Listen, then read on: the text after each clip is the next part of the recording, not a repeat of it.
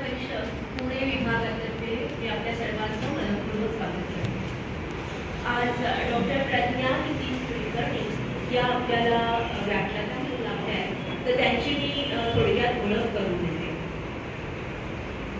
Doctor Pragya Nitin Kulkarni या sir परशुरामपूर महाविद्यालयात मानसशास्त्र विभागात सहयोगी प्राध्यापिका म्हणून कार्यरत आहेत।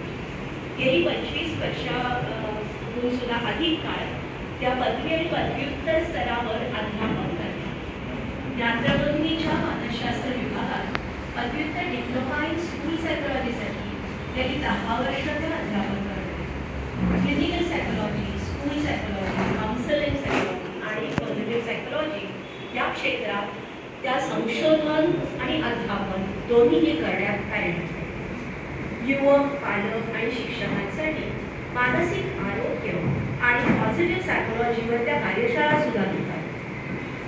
NCPCR आणि रामभाऊ माळेकी प्रबोधिनी यांच्याकडून शालेय आणि मानसिक आरोग्य उपक्रमांसाठी प्रशिक्षकांचं प्रशिक्षण आयोजित केलं जातं, तर त्याच्यासाठी सुद्धा त्या ट्रेनिंग देतात आणि हे महाराष्ट्रातल्या 500 पेक्षा जास्त शिक्षकांपर्यंत हा उपक्रम पोहोचलेला आहे आणि त्यांचा प्रयत्न आहे की भारतातील इतर राज्यांमध्ये सुद्धा हा कार्यक्रम विस्तारित व्हावा।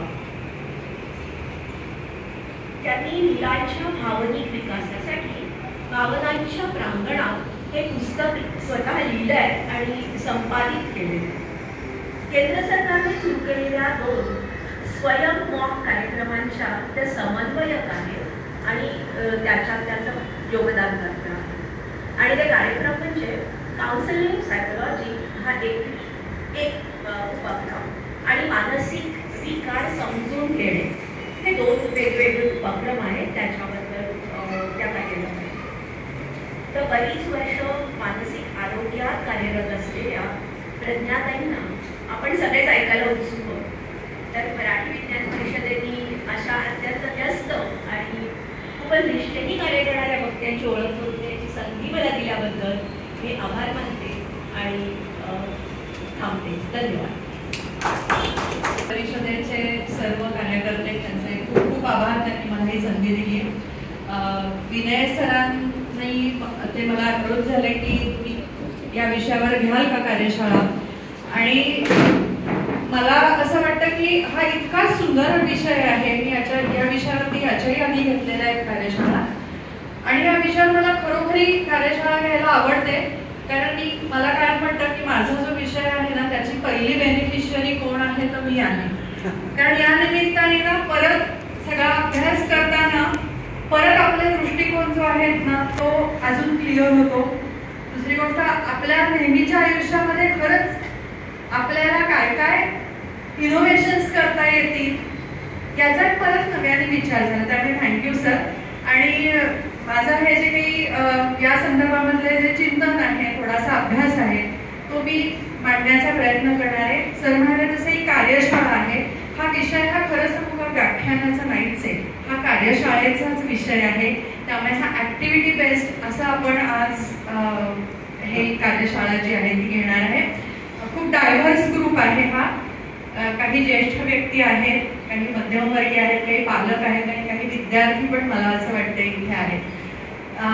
पण हा विषय असा आहे ना की हा सगळ्यांना ऍप्लिकेबल आहे।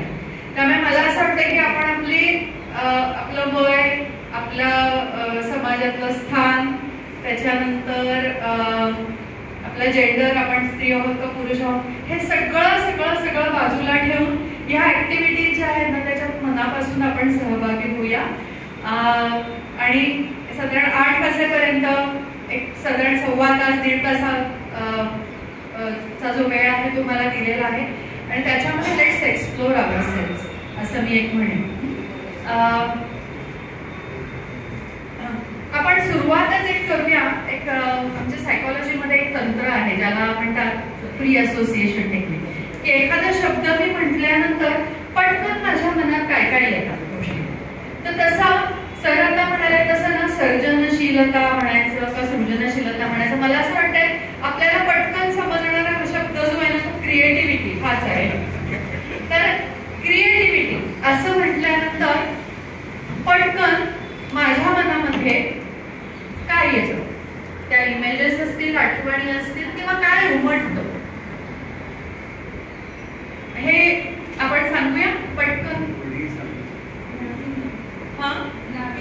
नाविन्य हा शब्द आला. बर, जे आपल्याला माहित नाहीये ते. बर, जे आपल्याला माहित नाहीये ते असं. बर, नवं काहीतरी सुचतं ते. बर, आउट ऑफ बॉक्स थिंकिंग. बर, अजून असे काही समानार्थी शब्द आले. पण क्रिएटिव्ह असं म्हटल्यानंतर काही डोळ्यासमोर आलं किंवा काही आपल्या आठवणी आहेत त्या थोड्याशा चाळवल्या गेल्या.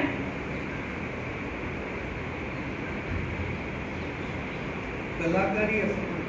कलाकार कोण आले? कलाकार पटकन डोळ्यासमोर. अच्छा, अजून? हा, बेस्ट आउट ऑफ बेस्ट असं तिच्या डोक्यामध्ये आलं. बर, नवीन संशोधन आलं. म्हणजे संशोधक जे संशोधन जे झालेलं आहे त्याच्याबद्दलचा मॅटर आलेला आहे. बर, अजून? एक्सप्रेशन थोडंसं सांगणार, इलॅबोरेट करणार. आर्टमध्ये एखादं एक्सप्रेशन येतं which can hold something. Okay, art related expression. Heart मधलं.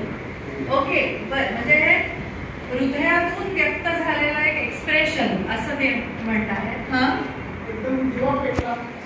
दिवा पेटला. बर, बघा ही इमेज सुद्धा किती सुंदर आहे की दिवा पेटला असं ते आलेलं आहे. अजून एखादा रिस्पॉन्स, एखादा दुसरा?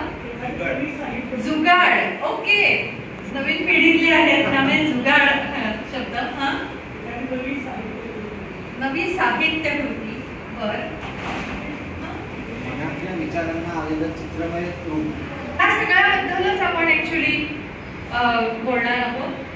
तर आजच्या या एक तासाभराच्या याच्यामध्ये आपण नक्की क्रिएटिव्हिटी म्हणजे काय, त्याचं महत्व काय आहे थोडंसं सर बोललेले आहेतच. त्याच्यानंतर या क्रिएटिव्हिटीसाठी कुठल्या प्राथमिक गोष्टींची आवश्यकता असते त्याच्याविषयी बोलणार आहे. या क्रिएटिव्हिटीचे वेगवेगळे घटक काय आहेत, कशाची मिळून क्रिएटिव्हिटी बनलेली आहे. ते क्रिएटिव्ह जेव्हा आपण म्हणतो की हे एकदम क्रिएटिव्ह आहे आणि हे सामान्य, ते सामान्य आणि क्रिएटिव्ह हे डिस्टिंग्विश करणारी गोष्ट कुठली आहे ते कॉम्पोनंट्स मध्ये बघणार आहे. आणि सगळ्यात महत्त्वाचा जो भाग आहे की आपण ही क्रिएटिव्हिटी जी आहे ती वाढवू शकतो का, त्याचा विकास करू शकतो का, त्याविषयी आपण क्रिएटिव्हिटी म्हटल्यानंतर त्याच्या संदर्भामध्ये जी काही चर्चा झाली आहे, जे काही संशोधन झालं आहे, तर त्याच्यामध्ये असे बेसिक प्रश्न जे आहेत ना ते पडलेले आहेत की पहिली गोष्ट म्हणजे क्रिएटिव्हिटी म्हणजे बुद्धिमत्ता का, इज इट इंटेलिजन्स? काय वाटतं तुम्हाला? To some extent. Okay, to some extent. का बरं टू सम एक्सटेंट म्हणतोय आपण? कारण त्याच्या पलीकडे आपण पुढं जाऊ शकू म्हणे हे माहिती नसतं विचार करता. बरं, खूप छान हा रिस्पॉन्स आहे. अजून इतरांना काही वाटतंय त्या संदर्भात की क्रिएटिव्हिटी म्हणजे बुद्धिमत्ता का? क्रिएटिव्हिटी आणि इंट्रिन्सिक क्रिएटिव्हिटी याच्यामध्ये अप्लाइड क्रिएटिव्हिटी मध्ये कुठेतरी intelligence plays in terms of putting it out there, but intrinsic क्रिएटिव्हिटीला तो म्हणजे एक फ्लो असतो. बरोबर. ते तुमच्या जे उत्तरातून आले ना ते संशोधनामध्ये तेच सापडलेलं आहे की टू सम एक्सटेंट किंवा कुठेतरी बुद्धिमत्तेचा भाग त्याच्यात आहे नक्कीच. Basically what is intelligence? Intelligence is problem solving ability. कुठल्याही प्रकारचा प्रश्न आहे, मग तो मॅथमॅटिक्स मधला असेल, तो सोशल प्रॉब्लेम असेल, काहीतरी प्रॉब्लेम जो आहे ते सोडवण्याची क्षमता म्हणजे बुद्धिमत्ता. तर त्यामुळे क्रिएटिव्हिटीमध्ये बुद्धिमत्तेचा अंतर्भाव आहे, नक्कीच आहे. पण मग प्रत्येक बुद्धिमान माणूस हा क्रिएटिव्ह आहे का? Not necessary. हा, ते तुम्हाला हे सगळ्यांमध्ये, आणि हेच ऍक्च्युली संशोधन पण सांगतं की बुद्धिमत्ता आणि क्रिएटिव्हिटी ही एका टू सम एक्सटेंट हे जे म्हटलंय की एका मर्यादेपर्यंत या दोन गोष्टी हातात हात घालून जातात. म्हणजे जशी बुद्धिमत्ता वाढते तशी क्रिएटिव्हिटी वाढते हे दिसतं, पण एका मर्यादेपर्यंत. त्याच्या पलीकडे क्रिएटिव्हिटी हा आपल्या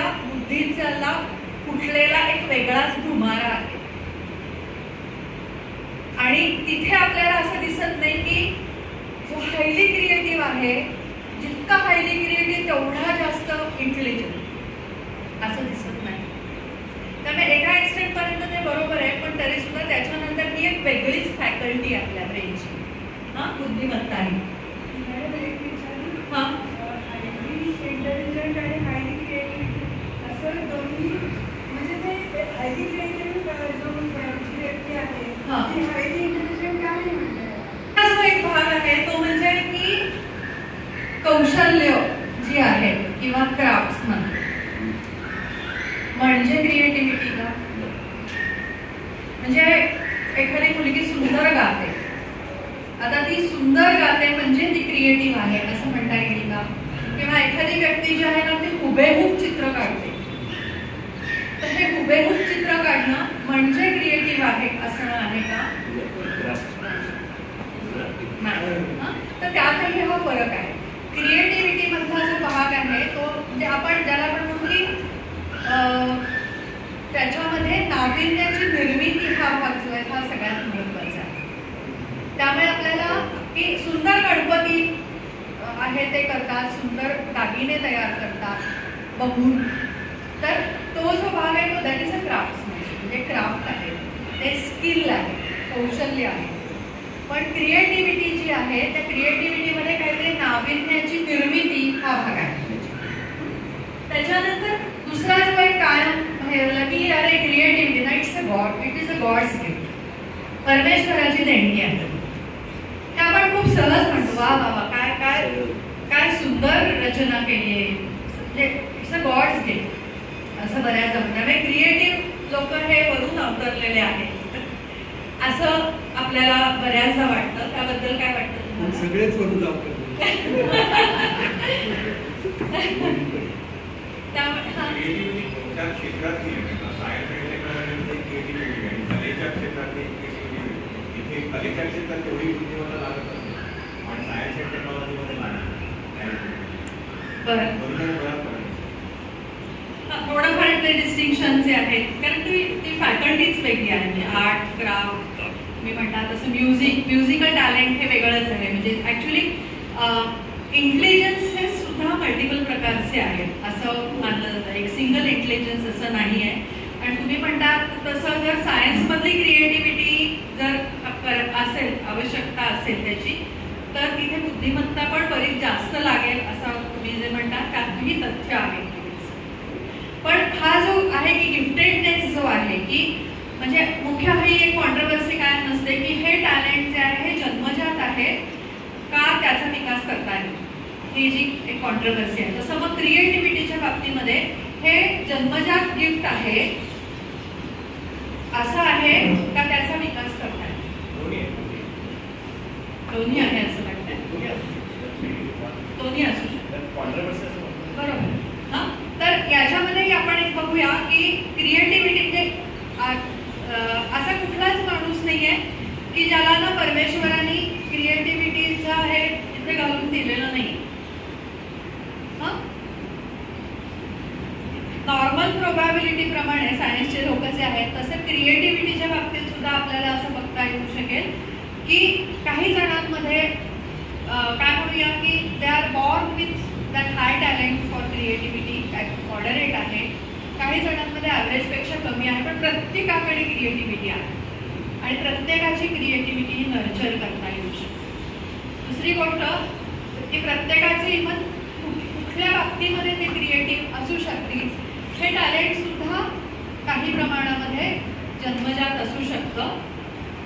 पण आपल्यातल्या क्रिएटिव्हिटीचा विकास हा नक्की करता येऊ शकतो. आणि विशेष करून मुलांच्या बाबतीमध्ये जर आपण म्हटलं तर जर इथे आता लहान मुलं असतील आणि आपण मोठे असू आणि आपण जर त्यांना एक टोरांची एक टेस्ट आहे क्रिएटिव्हिटीची, ती जर त्यांना आणि आपल्याला दिली ना तर मुलं आहेत ना ते जास्त हाय स्कोर करतील आपल्यापेक्षा.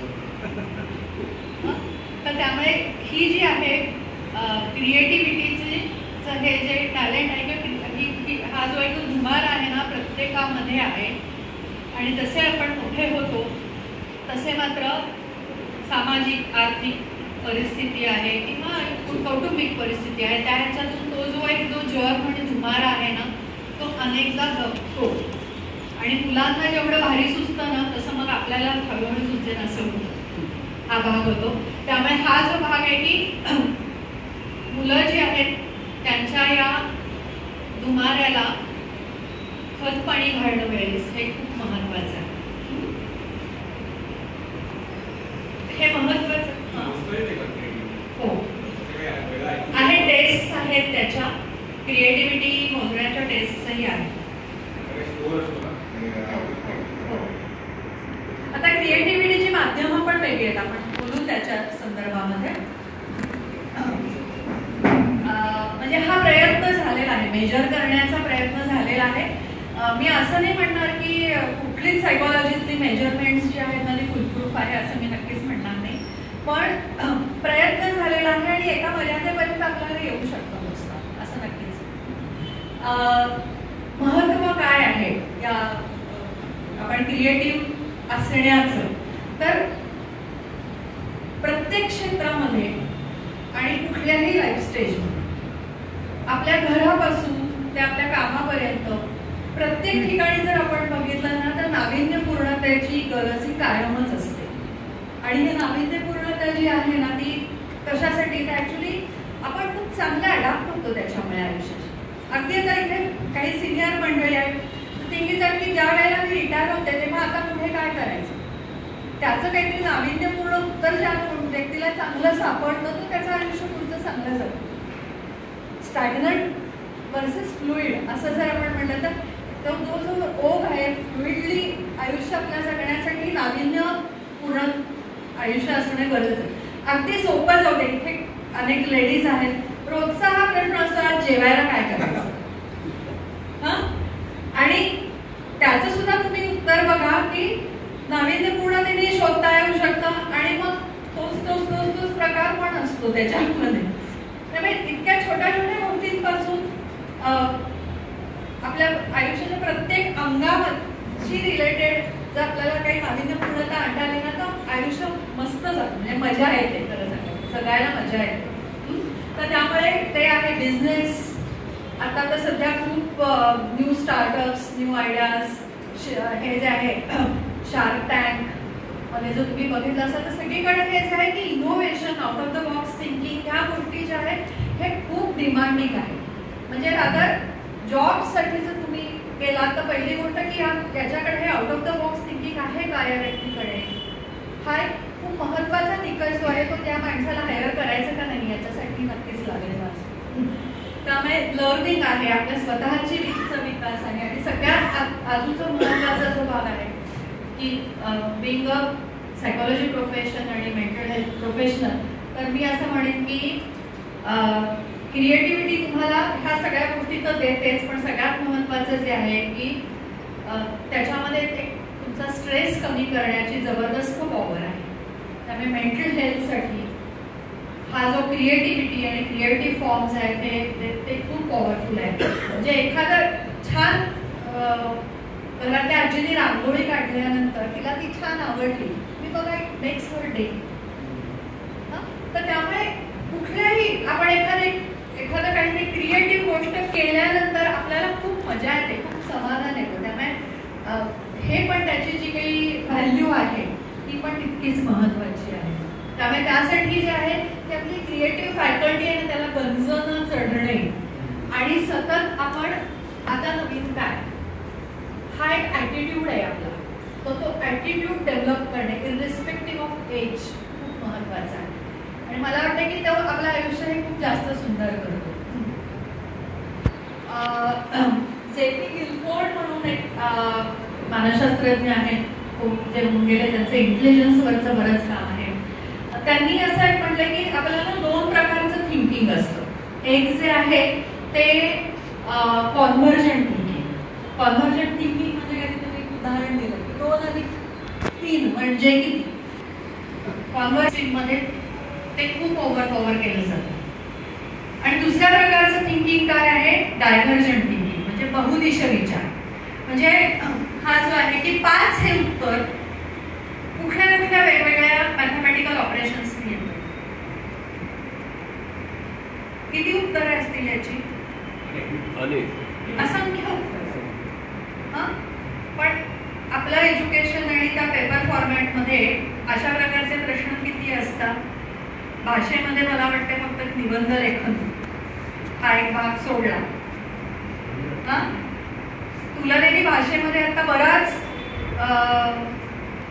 बरेच बदल आलेले आहेत, चेंजेस आलेले आहेत.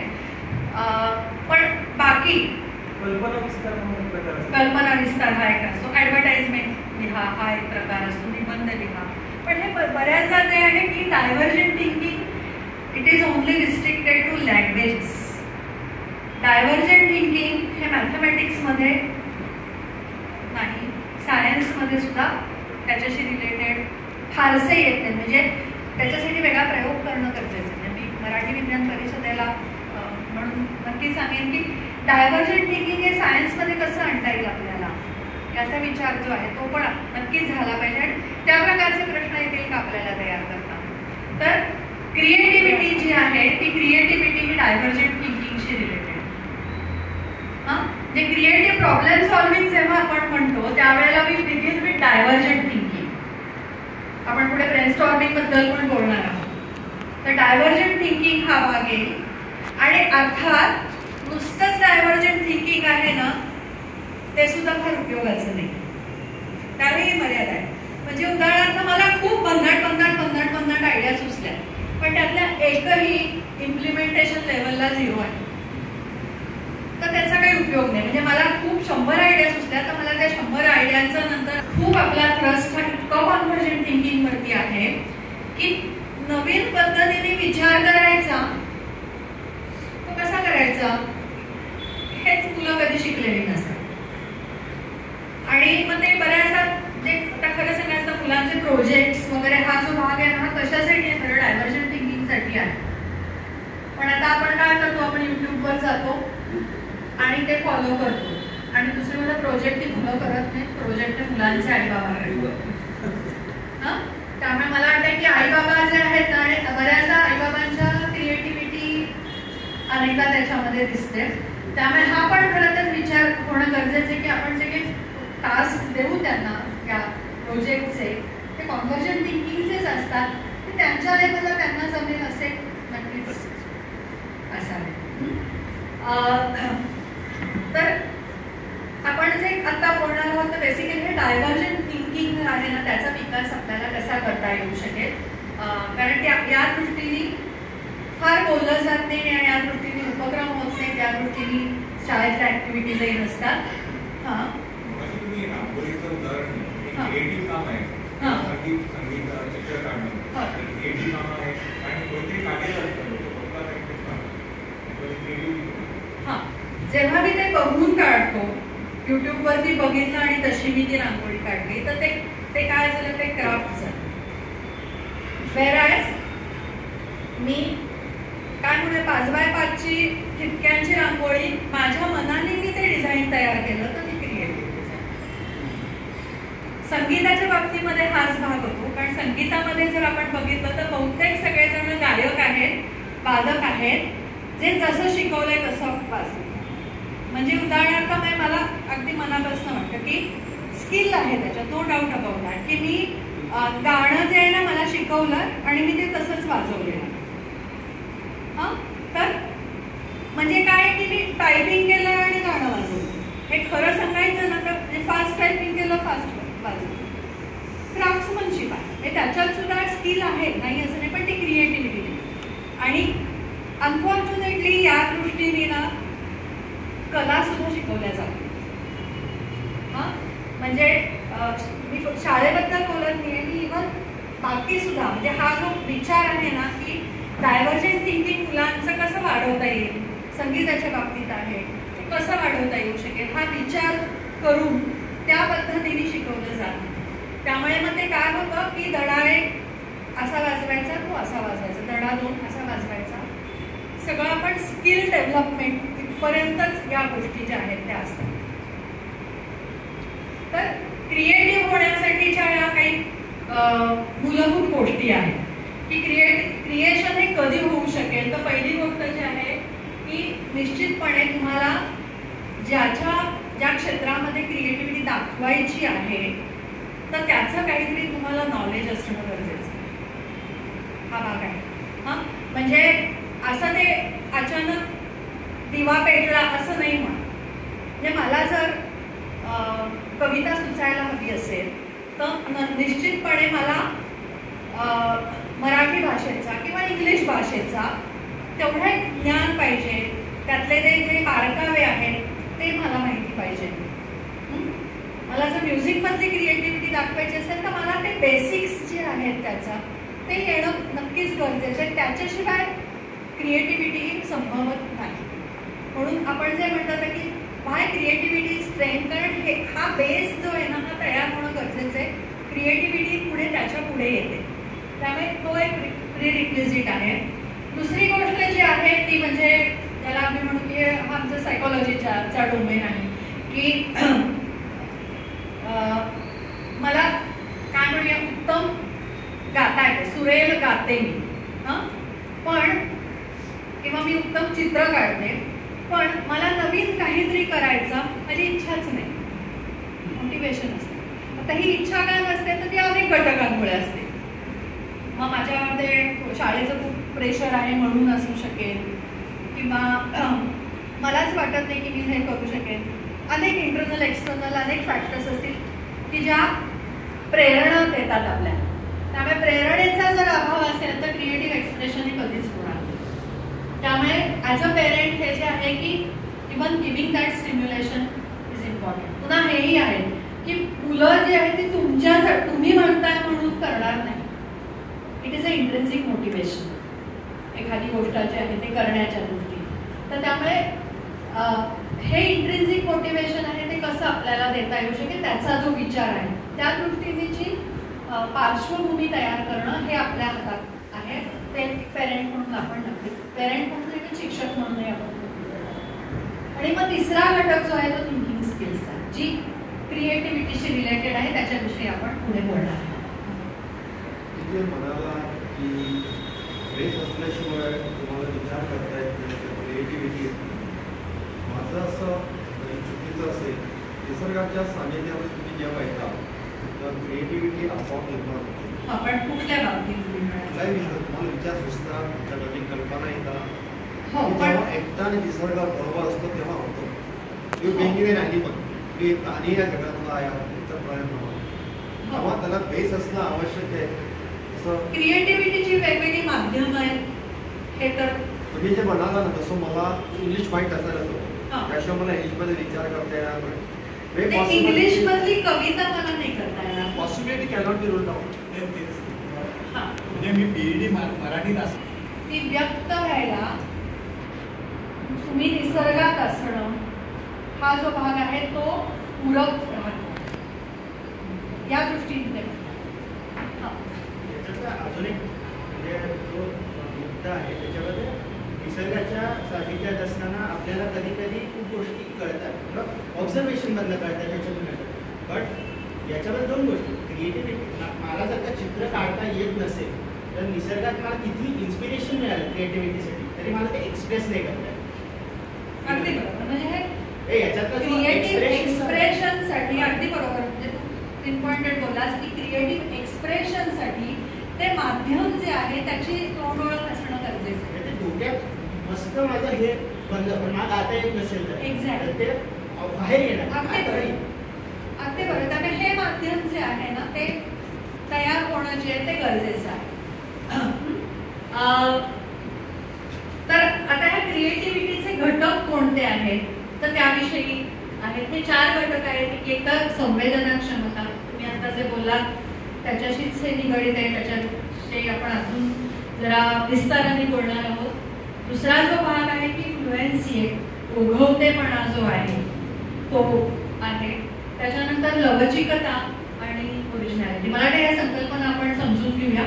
सगळ्यात पहिल्यांदा जो पहिला भाग आहे की क्रिएटिव्ह होण्यासाठी जी पहिली गरज आहे ना ती कुठली आहे तर ती संवेदना क्षमतेची. मला असं वाटतंय की आपण एक मी व्हिडिओ लावूया आणि तो जो व्हिडिओ आहे आपल्याला काय करायचं आहे तर आपल्याला निरीक्षण करायचं आहे आणि आपल्याला संवेदना क्षमतेने त्यातल्या सगळ्या गोष्टी ज्या आहेत त्या जास्तीत जास्त उत्तम रीतीने टिपायचा प्रयत्न करायचा. ठीक आहे, आपण एक बघूया.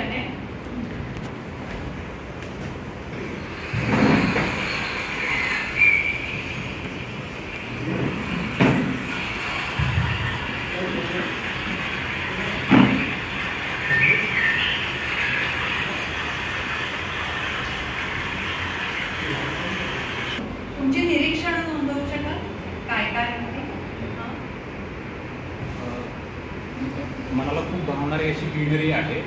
एका क्षणामध्ये त्या ठिकाणी गेलोय, त्यामध्ये मी इन्व्हॉल्व होतो, विरघळतोय असं वाटलं.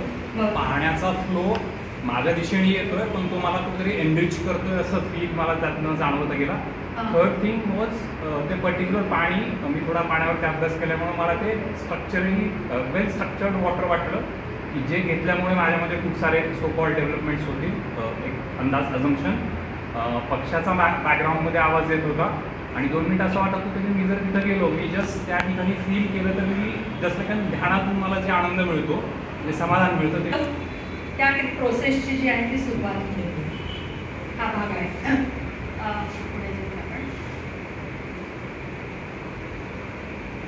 त्यामुळे त्यासाठी आपल्याला काय काय करता येऊ शकेल. तरी आता खूप हा ओपननेस आलेला आहे. तर पूर्वी खूप गप्प बसा संस्कृती होती की वर्गात प्रश्न विचारायचे नाही असं. आता प्रश्न विचारतात, मुलं विचारतात. पालकांना हे प्रेशर घ्यायचं काही कारण नाही की आपल्याला सगळ्याच प्रश्नांची उत्तरं देता आली पाहिजे. आपण दोघं मिळून शोधूया त्याची उत्तरं असं आपल्याला म्हणता येऊ शकतं त्यांना. पुढे जा. एक ऍक्टिव्हिटी करूया आपण. काय दिसतंय ते? ओढणी आहे. ओढणीचा वापर हा कशासाठी केला जातो? कुर्तीवरती किंवा कुर्त्यावरती. तो एक तुमच्या ड्रेसचा भाग आहे आणि त्याच्यासाठी तो वापरला जातो.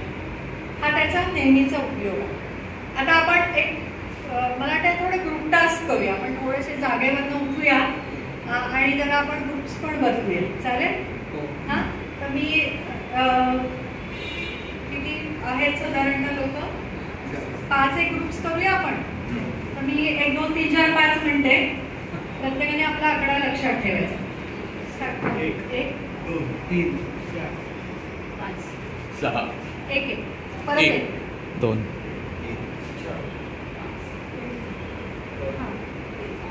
4 5 1 2 4